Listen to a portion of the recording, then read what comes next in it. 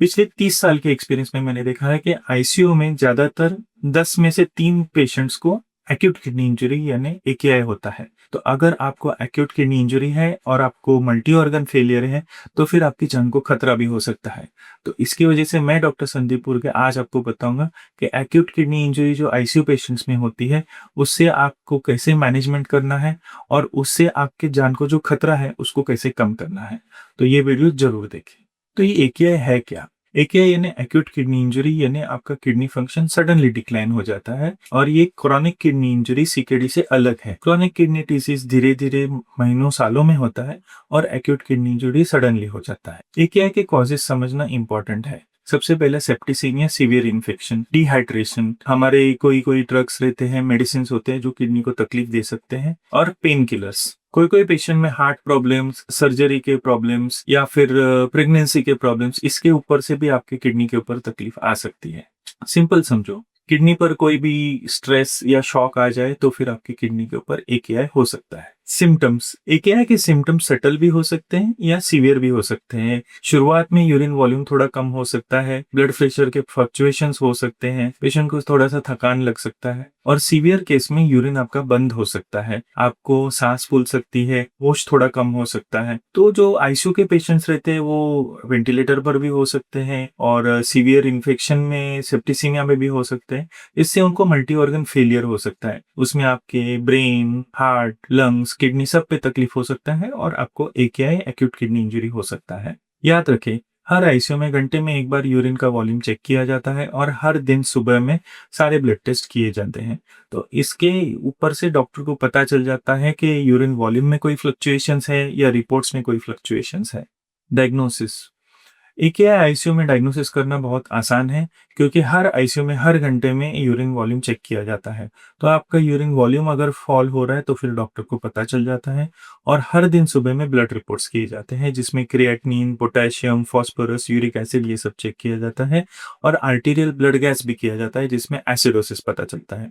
तो ये सब पैरामीटर्स के ऊपर से डॉक्टर पता कर सकते हैं कि आपको एक्यूट किडनी इंजरी शुरू हो चुकी है या हो चुकी है। जरूरत पड़े तो डॉक्टर्स आपका सोनोग्राफी भी कर सकते हैं जिसमें कोई स्ट्रक्चरल प्रॉब्लम है किडनी में या ऑब्स्ट्रक्शन है वो भी पता चल जाएगा। एक्चुअली एक्यूट किडनी इंजरी एक आईसीयू मेडिकल इमरजेंसी है और जितना वो जल्दी पता चल जाए उतना वो शायद जल्दी रिकवरेबल भी हो सकती है और उसके लिए तुरंत इलाज में बदलाव किए जाते हैं। ट्रीटमेंट, आईसीयू में एकेआई का ट्रीटमेंट कॉज बेस्ड होता है। तो अगर आपका कोई कॉज मिले जैसे सेप्टिसीमिया इन्फेक्शन तो उसको कंट्रोल किया जाता है और आपका जो हाइड्रेशन है उसको प्रॉपर किया जाता है। ओवर हाइड्रेशन या अंडर हाइड्रेशन दोनों को अवॉइड किया जाता है। आपको सपोर्टिव मेडिसिन यानी एंटीऑक्सीडेंट्स या फिर विटामिन और सलाइन इन्फ्यूजन्स ये सब दिया जाता है जिससे आपके किडनी का काम में सुधार हो जाए।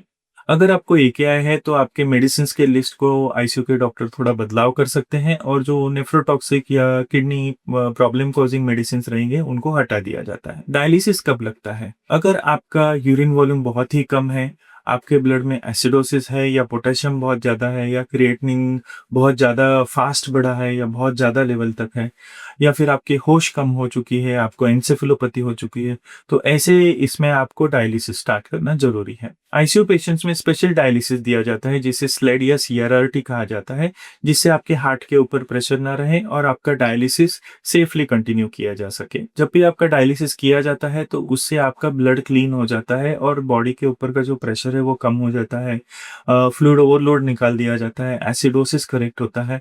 तो फिर डायलिसिस एक बेनिफिशियल चीज है आईसीयू पेशेंट्स के लिए।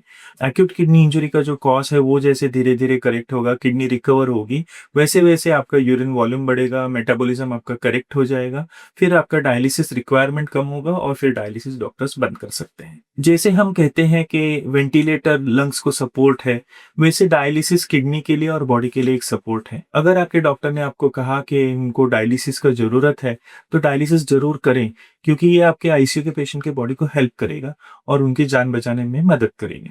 मैनेजमेंट, एकेआई का मैनेजमेंट सिर्फ आईसीयू तक ही सीमित नहीं है।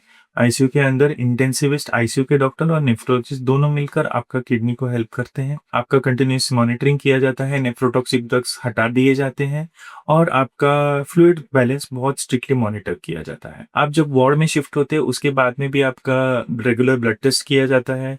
नेफ्रोटॉक्सिक ड्रग्स का आपको निगेटिव लिस्ट आपको दिया जाता है और आपका ब्लड टेस्ट के हिसाब से जो सपोर्टिव मेडिसिन है वो कंटिन्यू किए जाते हैं। यूजुअली एक्यूट किडनी इंजरी के पेशेंट्स को प्रोटीन रिस्ट्रिक्शन की जरूरत नहीं रहती है।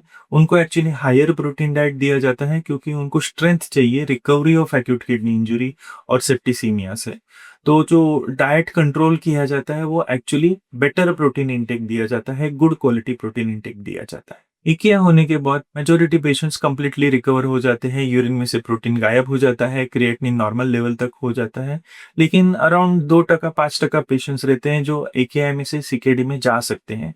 इसके लिए आप तबीयत से ठीक भी रहें फिर भी आप जब आईसीयू से बाहर आए उसके बाद में अंदाजन 3 से 6 महीने तक आपके यूरिन और ब्लड के रिपोर्ट आपको रेगुलरली करने हैं और वो आपको आपके डॉक्टर नेफ्रोलॉजिस्ट को दिखाने हैं। प्रिवेंशन, एकेआई का प्रिवेंशन पॉसिबल है।